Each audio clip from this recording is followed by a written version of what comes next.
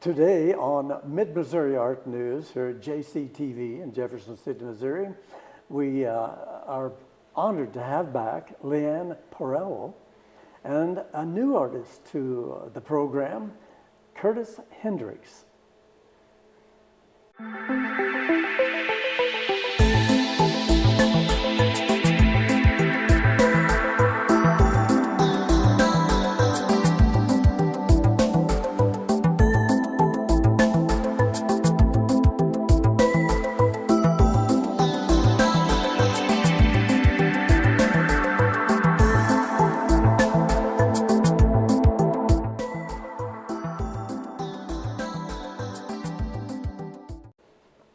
Once again, welcome to JCTV, coming to you almost live from the city of Jefferson City, Missouri. That's the capital of the Missouri state.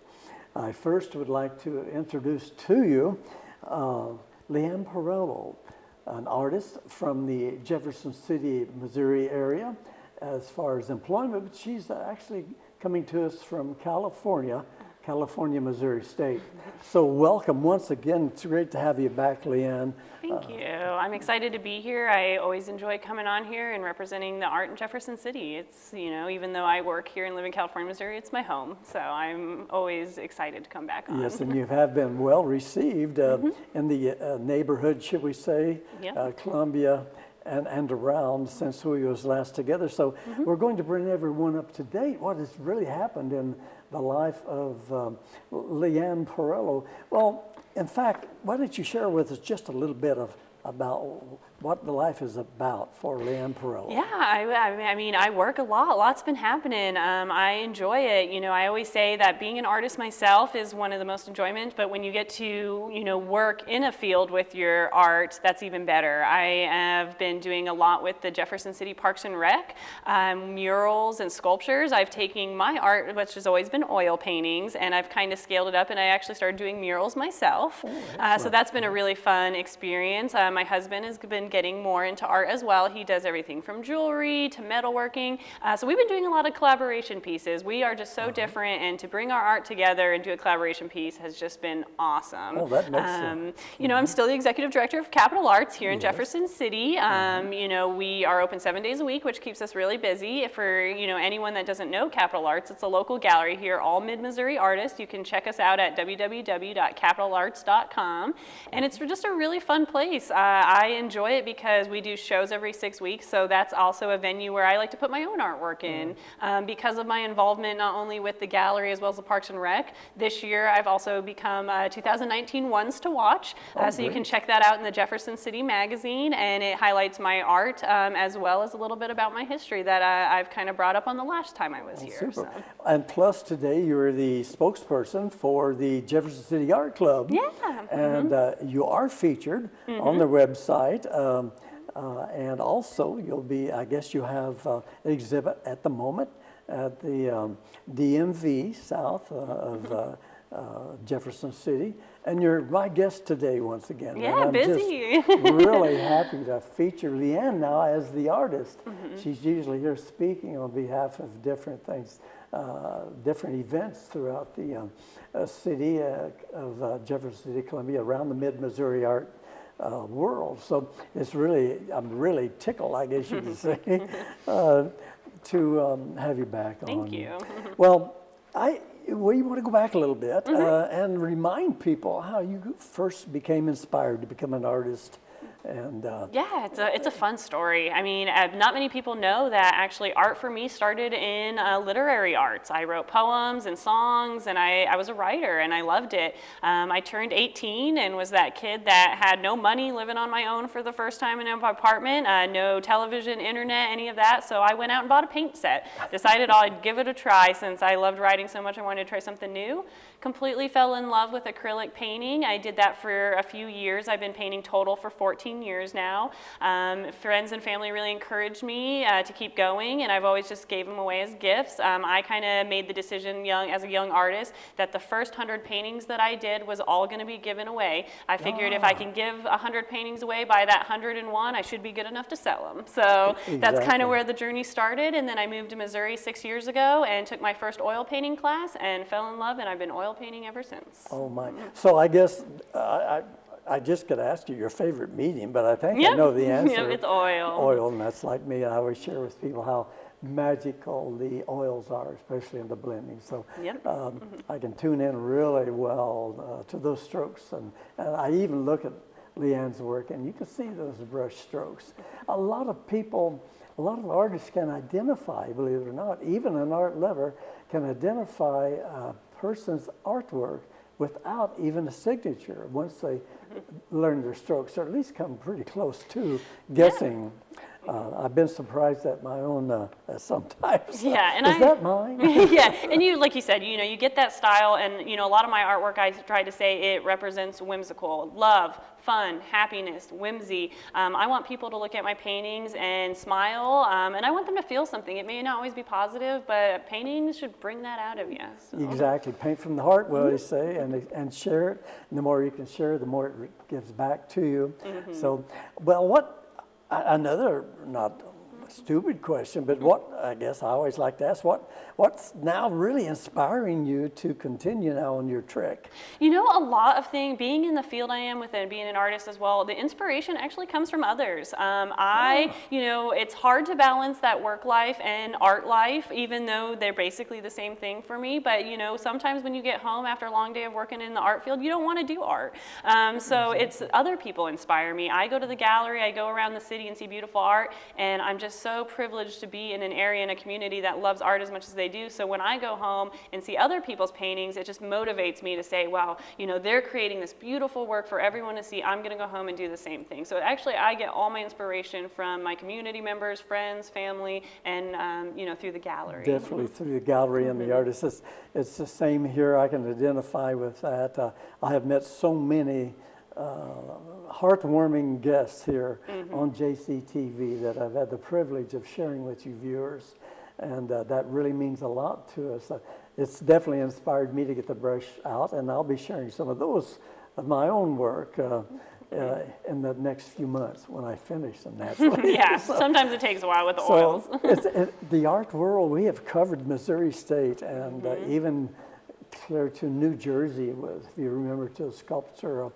And at the Run Center last April, May, and June. So I have found a new, basically, inspiration through interviewing the guests like Leann and others. So, well, you're the current featured artist on JCAC website, which gives you that 6 weeks running. So you want to tell us about that and how that works, and what's Jefferson City Art Club up to these days? Yeah, it's exciting. I was very honored to be the featured artist for the art club. I have about 15 of my paintings on their website, so I encourage everyone to go check them out. Like you said, the DMV on Stone Ridge, I have about 10 15 paintings on there as well. The art club's been busy as well. They are putting on their shows, doing lots of events like flings, and really just trying to keep that heart of the artist. The Jefferson City Art Club has a show coming up that's really close to me. It's called the Ruth Hogan Show. It's actually starting on March 16th, and it's just a wonderful show. It's all about the kids.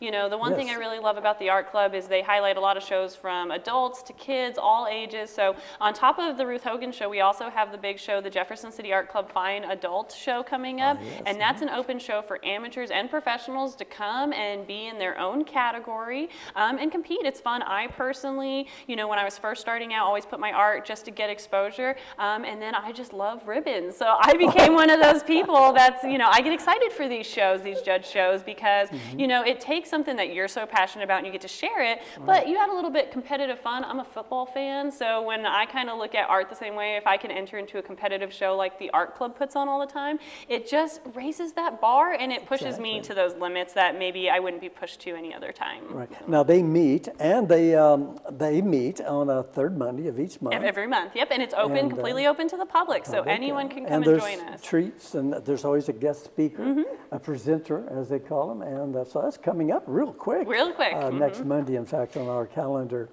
So we invite everyone to consider coming to the meetings and listening to the presenter, enjoying the hors d'oeuvres, drinks, non-alcoholic at the meeting, and just becoming a part, enjoying that love of art with other artists you can touch base with and rub elbows if you want. Now, Leann, before us we have one of your latest paintings. Yep. Can you tell us about that?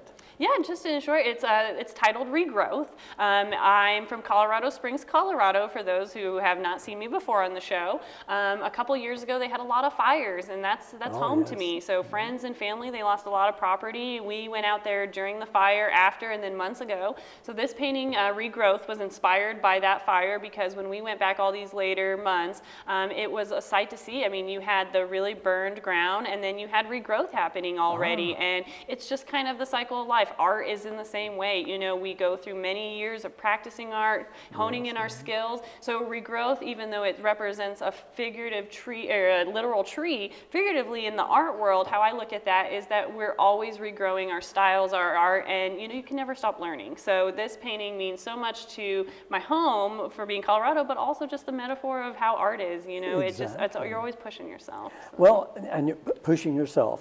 We've watched Leann grow these last, 5 years? 5 years, yeah. 5 years with Capital Arts and becoming a part of the art world in Missouri with the Capital Arts and her own art, and as she described it before. So it's, and I've seen a lot of change in your art. Oh, a lot, yeah. I was discussing recently with Bobby O'Donnell, where we looked at his art in the very beginning, and we'll take a closer look coming up in June or July when Bobby O will be back.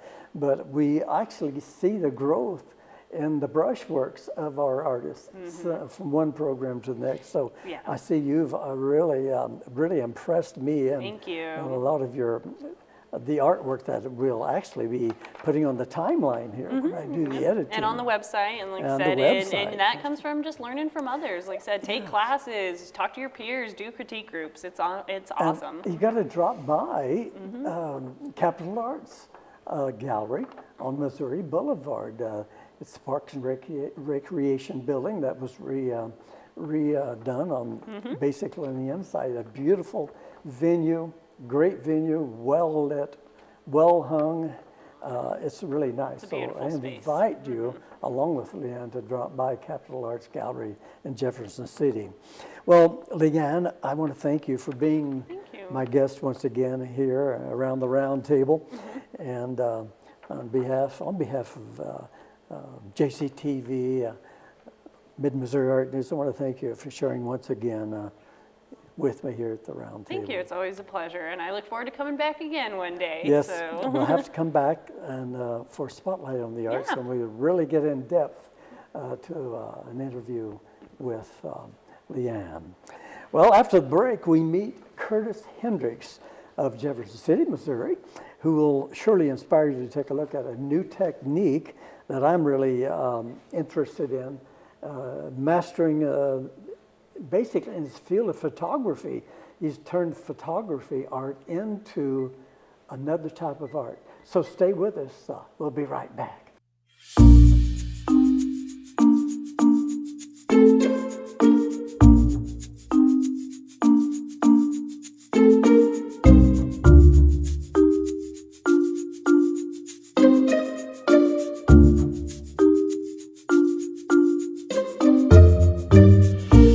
Welcome back to Mid-Missouri Art News here at JCTV, Jefferson City, Missouri.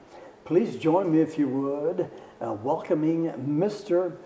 Curtis Hendricks, an artist locally from Jefferson City. Welcome, Mr. Hendricks, to the program. Good day, Rick. I'm delighted to be here. Thank you, sir. Thank you. Well, 15 minutes is not enough to cover what I'd like to cover, and I hope to have you back in the future. So we'll make the best presenting your art world the best we can at this time. So I guess we'll kind of basically cover the highlights. So can you tell us, first of all, a little bit about what makes up the highlights of your life as Curtis Hendricks? Oh, my. Well, my dad's side came up from eastern Kentucky, Tennessee, followed the railroads north the first decade or so of the previous century for jobs. My mom's side of the family are Mennonites. My grandmother would come back and beat me up if I didn't emphasize not the buggy driving Mennonites, the more modern the black ones. cars. Exactly. But nonetheless, I had a pretty varied cultural perspective growing up. Yes, I can imagine. And modern art, abstract art, fascinated me from the beginning. But I grew up in a little farming village in central Illinois. There was really nobody that understood it much. Right. Almost everybody, relatives, family, friends, had a picture of Da Vinci's The Last Supper on their wall. Sure. Nobody really understood who Da Vinci was or what he accomplished with that work of art. It was there as an act of religious devotion and not because of art appreciation. So I would see something, and of course this is before the internet, before cable TV. My little town was not within 100 miles of a museum anywhere, but I might come across a little snippet of a Jackson Pollock or a Picasso, in a magazine or maybe on TV. Nobody really knew what to tell me about it. If they said anything, it usually wasn't very nice. Flavorful to your taste. It was fascinating. I thought there's something here. I knew something was going on there. I was really too young and too ignorant at the time to quite understand what that was. But there was an appreciation in town for photography. And my dad actually had a 35 millimeter AGFA single lens, the fixed lens, rangefinder camera that he just kind of gave me to start shooting with. I think he used it 3 times. And I picked it up, and from there went on to become quite an avid amateur photographer for decades, really. My idea of fun was to pick up my camera and go out on a photo excursion. I did Peace Corps for a couple of years, which in many ways was just an expanded photo excursion. Excursion, yes. Oh, what an opportunity. It was very much. Some of my best work came out of those years overseas. I see. But about a decade after that, along came digital photography. And as I played with it a little bit, I began to realize that I was looking for the perfect artboard for marrying the abstract art, the modern art that I so enjoyed, and the photography that I had come to do so much. And I just sort of took off from there. I have a number of friends and mentors that have encouraged me over the years to start exhibiting, to start putting stuff out there more. And as I have done that, I love exhibiting. May I ask what the name of that little town in Illinois Oh, was? sure. It was called Hopedale. Hopedale, Illinois. It's still there. Oh my! And you have family still there? My mom and sister still live there. 2 of my brothers are down the road about 20 miles from that location. I still have aunts and uncles that are in the area. My grandpa's farm, there on the Mennonite side, down a gravel road, is still out there. It's now one of my cousins lives there. I see. And would you like to take this opportunity to say a shout out to anyone in the family or? Hi, Mom. They've been very supportive of my art as I've expanded it over the last few years. And I wouldn't be here without them. It speaks well for itself. We're going to talk more about that. Well, I've got to ask you then, your inspiration basically came from, what was your stepping stone to the new world and your new... Inspirationally, you know, Rick, I don't know if I can really define that. It was very internal. It's all internal. It's very much internal. I have always found through my life that I'm a happier person when I'm creating something. Internally. I feel better about myself. I feel stronger. I've done a lot of prose in the past. Even making a garden arrangement can make me very happy. But nothing satisfies that itch as much as taking a photograph, getting down into the pixels of it, and finding what is the art here, what makes this better than it was, and creating something that, that I'm really proud of. And I also pick up on your in-depth feeling. We talk about as long as you're satisfied with your work and your satisfaction comes within, anyone else taking a look at it and appreciate it, that's got to be like icing on the cake. Oh, absolutely. So you're showing now in different locations. Do you have any completed projects now that are at a venue? And can you mention some of your favorites maybe that will be throwing up on the timeline? Sure. I currently have some works at Capitol Arts in Jefferson City. Yes. I've got a couple pieces at the Fulton Art House. I'm at the Columbia Art League, just up the road, not far from the columns at the University of Missouri. Right at this second, I have some pieces at the Soulard Art Gallery in St. Louis. I exhibit there at various times through the year. I'm looking at some other galleries in St. Louis. I'm looking at a gallery in Sedalia.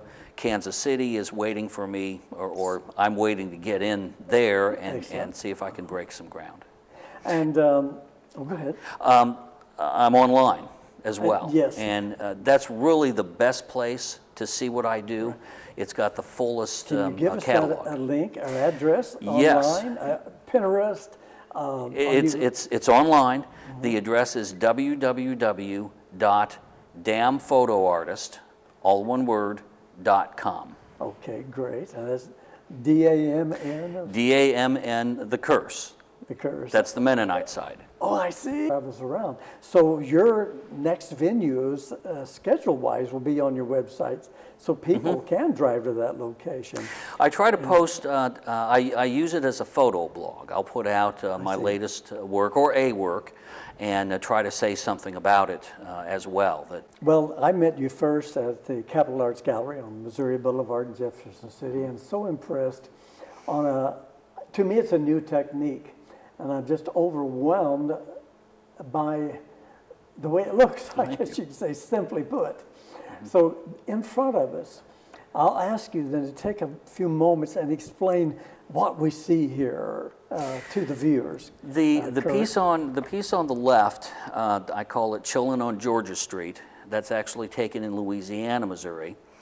And I wanted to use pastel colors. I wanted the lines of the architecture to come out very, very strongly and reduce some of the detail. I wanted to bring out more of a cubism effect with it. Yes, it definitely shows a cubism. With any work, like any traditional photographer, I'll start with sharpening it, make sure it's in focus, make sure the exposure is right, and then I'll go from there. I'll look deeper and see what else did the camera catch? What can I bring out here? What will make this art? I am still very much tied to what the camera saw. This is a good example of that because I've tried to reproduce this shot a couple of times and not been able to quite pull it off because the elements that went into this picture, it's an east-west street shot on a March day at noon with a very, very high sky. Try to do it here in town, out here on Dunklin Street or up at High Street.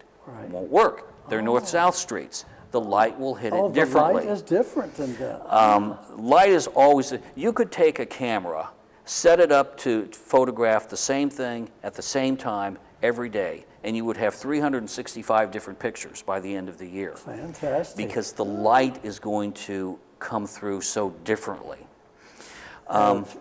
Depending on the clouds. Depending the on the clear clouds, the humidity, there are so many factors that can come I've seen into that it. in the mountains of Santa Rita Mountains and Catalina Mountains in Tucson. Every day the light hits those mountains differently, and I can see what you're talking about. Exactly. People in St. Louis will tell you the arch is much that way. It looks different all the time. So now we take this painting as a photograph, and the magic then has happened. It's now before us, but that doesn't look like a canvas to me, Kurt. Well, it's Fabric I'm talking about. Oh, fabric? No, I I don't intend to make it look like fabric. I just intend to bring out an abstract quality to it. And so we have to share with the viewers Sometimes. what we're looking at. It's attached somehow to metal. Oh, yes. And that's actually kind of a separate issue. Metal is really the Rolls Royce of finishes. I see. It's like the metal plates of the old photography. It's like in exactly, the 20s. exactly. If 1800s. you think of just a standard piece of photographic paper, there's a chemical known as emulsion on that paper, and when you expose it to light and then put it in a development bath, the picture will come out. The photographic paper you put through your inkjet printer, much the same way. There's an emulsion there that brings out the painting or the picture. This is exactly the same thing, except the emulsion is on a metal plate. On a metal plate. Now from there it can be finished. You got glossy, you got semi-gloss, you got matte. The picture on the right with the deer is a matte glossy, which I chose because I wanted the color in the picture to pop, but I also wanted the light parts of it to fade back into the metal itself, which matte allows you to do. You can see the filtering on these pictures are very different and created two very different effects. It's going to vary from picture to picture. Right. When a digital camera captures a picture, the light is hitting light sensors, which then translates that signal to a series of pixels, Yes, those pixels are- which then communicates that image back to you in the way it thinks, and a camera is just a handheld computer, modern camera. I can imagine. It- With the eye with- working as with- the computer. Exactly. It will try to show you back what it thinks you want to see Yes. within the context of the medium, which in this case is a picture, is what the eye sees. But the camera actually picks up much more than that. Different hues, different degrees of light and shadow, different wavelengths of light. I can understand, yes. Every pixel, Rick, every pixel wants to be something more than it is. Every pixel wants to be Wants better. to be They're like recognized. bricks. Wants to be born. Yes, they want to build that cathedral or build that opera So house the or that pixels play a ballpark. big part, more than we even realize. Exactly. And my role is to get in and explore what else did the camera see? What light is here? So it's How do really- I pull that out and make Really art out in of it? depth, in other words. Yes, yes. Well, again, I have to say that we just don't have the amount of time to cover all. So we've taken a look. I'll be inviting Mr. Hendricks back, and I hope you folks will stay tuned, and I'll be letting you know when he'll be back. Well, your contact information, we've given that. So I guess to wind things up in the amount of time that we've got, I'd like to say, on behalf of JCTV, Mid-Missouri Art News, which is attempting to bring together all art lovers and enthusiasts in Missouri and the surrounding states for that matter, through this program, I want to thank you so much for contributing to Mid-Missouri Art News. Mr. Hendricks. My pleasure. This is a hoot. I'd Great. love to join you again. We'll come back again and really get into these pixels and see if we can give them some recognition here Okay. on TV. They're 15 minutes of fame. There you go. Again. My pleasure. Okay. Next featured guests here on Mid-Missouri Art News are artists Lorraine McFarland and Megan Rosell. That'll be coming up on February 13th. And then on Mid-Missouri Art News, I beg your pardon, on Spotlight, that's going to be featuring Dr. Joan Stack and Bob Pretty of the Missouri State Historical Society. And so thank you, JCTV, producer Gloria Enlow, and crew today assisting us, Brett Kennel. And thank you, our viewers, for watching. Look for more Mid-Missouri Art News right here at JCTV. And don't forget to tune into YouTube. I'm Rick Jey saying thank you. I'll see you next time.